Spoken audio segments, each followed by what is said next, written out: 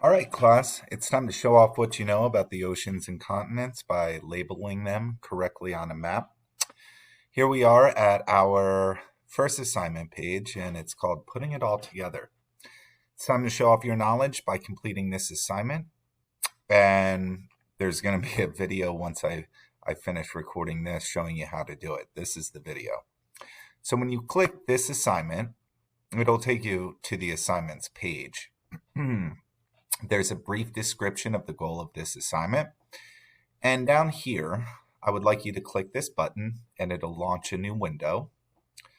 And you will see an Oceans and Continents quiz. Now, this is going to look a little bit different from yours, but the idea here, I'll give you a hint, is to label the oceans and continents, like dragging Antarctica down to Antarctica, and so on and so forth.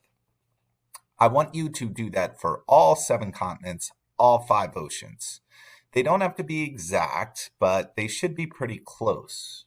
Now, once you are done on your end, you should see a blue button up here that says submit, or you may have to go back to the assignment page and there's a submit button up there.